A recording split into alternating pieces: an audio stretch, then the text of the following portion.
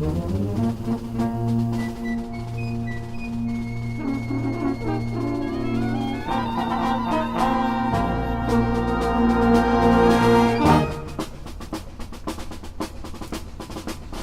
and gentlemen, colleagues, students, veterans, welcome to Ocean County College and to our annual Salute to Veterans.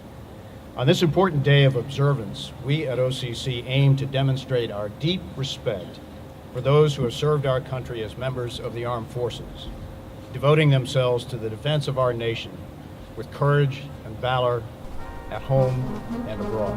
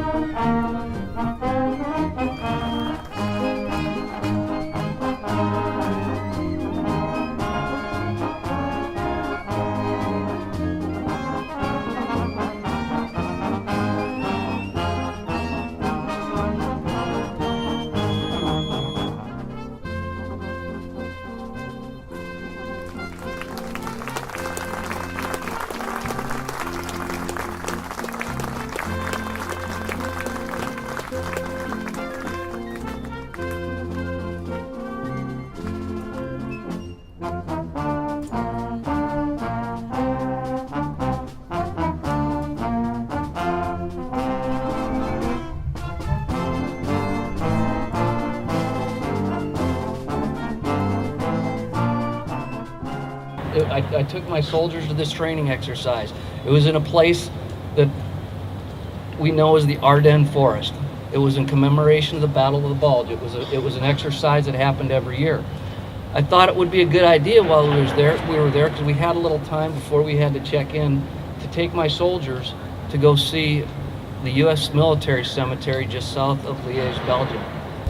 The reason I tell you this story is because as a young lieutenant with my young soldiers, we went and we got there kind of late in the day, and the place was closing up, and the curator of the cemetery allowed us to come in anyway. And we went into the visitor center, and you saw the maps up on the wall that of the U.S. invasion of Europe to liberate the Europe from Nazi Germany at the time. So there's an older gentleman. He had, again, everybody was old to me at that time because I was a lieutenant. The guy had very little hair in his head. He had this birthmark or scar on his forehead, and he's telling my soldiers about what U.S. servicemen did as part of a greater coalition, and as Dr. Larson, a force for good. And he's telling the story, and he's telling us some of the local stories, things that you don't necessarily read in a history book. And as he's finishing up, he breaks contact with my soldiers, and they continue to look around. And so I follow him out because he's taking down the flags, and we're talking. And I said, the last story you told was about the massacre of a bunch of orphans by a bunch of SS soldiers.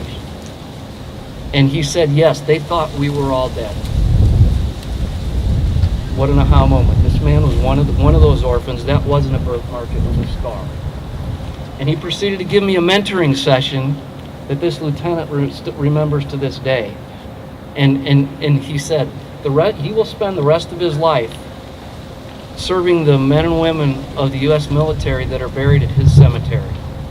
His children and his neighbors will never forget that the United States came twice in the same century to bail them out. And then he looked me in the eye and he said, Lieutenant, you weren't even born yet. But what you and your soldiers represent as good people in the world for peace and freedom, we will never forget.